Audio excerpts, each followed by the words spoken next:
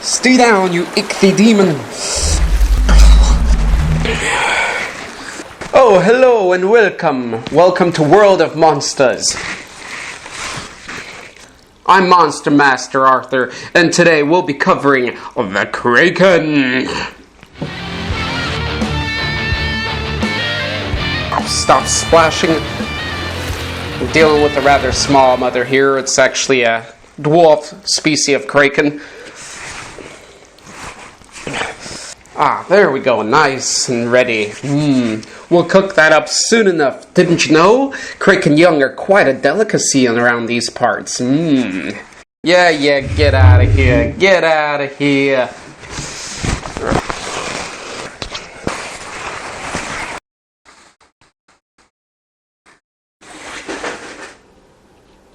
Alright, let's get started here. So the name Kraken actually comes from the meaning of uprooted tree. That's right. So if you look at the Kraken's body or an octopus, you can see the tentacles having the appearance of roots from a tree. Yes, as they capsize a ship under the water.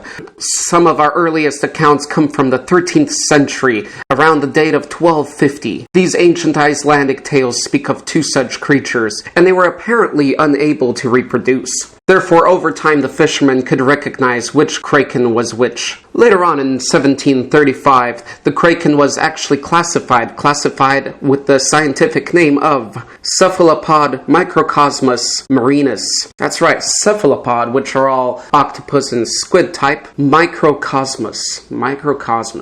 That is a pretty neat name. Then in 1802, a French malacologist, scientists who study mollusks, recognized two such large cephalopods. He categorized them as the Kraken octopus and the larger colossal squid, as we still know today. He also proposed that these octopods were behind the mysterious disappearance of 10 warships on the night of 1782. Hence the French-based Kraken art out there. Since those old ages, the Kraken has been depicted in many sorts of ways. One of which is the large octopus way with the eyes on top of it, or with a humanoid body supporting it. Also, there is the crabfish way, because it was also known as the crabfish. Therefore, actually, some of the earliest depictions display it as being more crab-like, with whale features rather than those of fish. Especially with that large horizontal back fin. Alright, it's ready!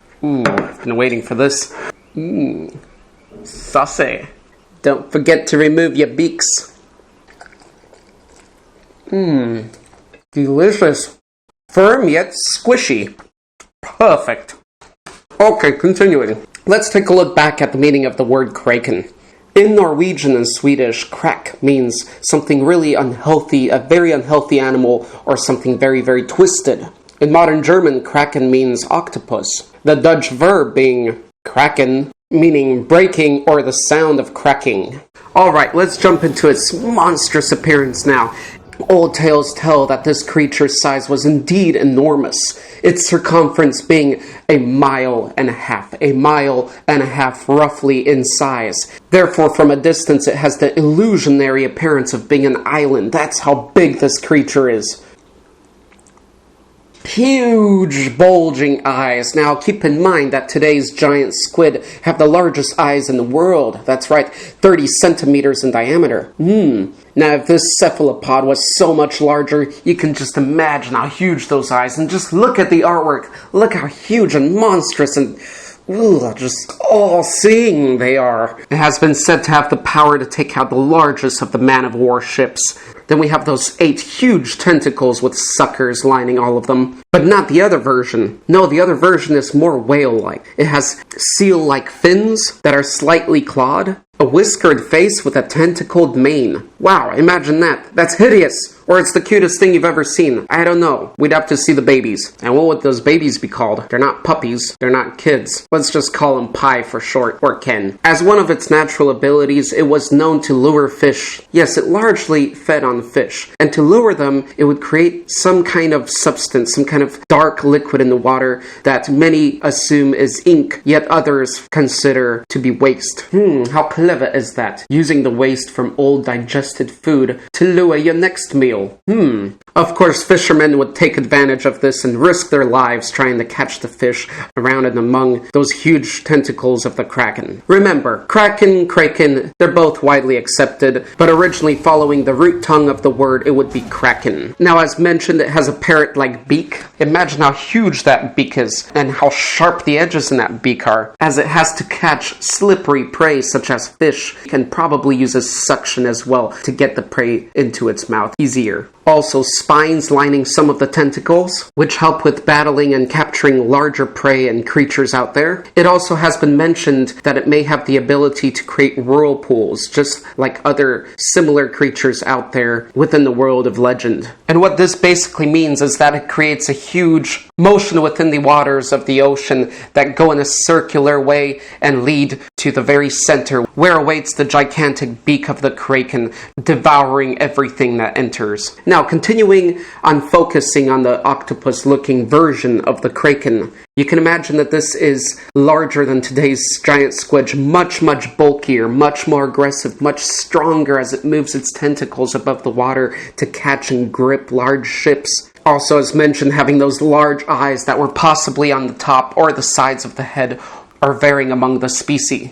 Quite different than today's squid and giant octopus, as these creatures are rather reclusive and like to hide in the depths of the ocean. The Kraken, no, it would surface from time to time, and it wouldn't worry about putting up a big fight. It knew it was on top, or one of the top, of the food chain, within the element of all that salt water. Okay, now a real fascinating aspect about these creatures, the mating. The males have a longer mating arm, and they insert this arm into the siphon of the female. That's right, the siphon or the siphon. And that's an opening in their body where they excrete and also reproduce through. So the male inserts its long tentacle into the siphon and releases its sperm, which fertilize the female within. Roughly 8 weeks later, thousands of eggs emerge. Thousands! Now remember, that's what we know of octopi today and squid, but the Kraken was probably not that much different. So the differences between the males and the females is very slight. The males having that one longer arm that they use for reproduction. The rest quite similar, unlike many other animals where the female is larger because of the ability to reproduce and give birth. Now the colors are often seen as red or orange or kind of dirty yellows, but they can also be shifted, and cephalopods are very well known for their ability to change color and change color quick. Therefore, the Kraken can probably shift its color to match with the environments in a pretty decent way. We can even get creative with it and create rings and different patterns so that it looks like an actual island. And then, of course, the colors may change following its emotions and how it feels mentally, whether it's in breeding season or threatened or in aggressive mode or hunting or relaxing. So the color scheme leaves a lot to be played with and imagined. It has been observed that the Kraken usually spends its time at the bottom of the oceans, unless feeding or disturbed by something. Also, attacks on ships may be a mistake for whales or other large creature and prey that it feeds on. Classification: monstrous or giant mollusk or cephalopod. Or we could be lazy and just say dire octopus. A little bit of a break. Pure muscle. No bones, this is an invertebrate. You don't have to worry about fat, calories, nothing like that. This is pure muscle, ladies and gentlemen. This thing is heavy. And this is just a newborn. Imagine how much that mother weighs. Delicioso. Hope you enjoyed part 1 of The Kraken. Be sure to join me in part 2 by clicking somewhere on the screen over here. Yeah, somewhere on here. Just click the screen somewhere. Or follow some link below or in the comments. That'll take you to part 2. And make sure if you like these videos or any type of monster videos, you subscribe for more. And try to stay out of the water.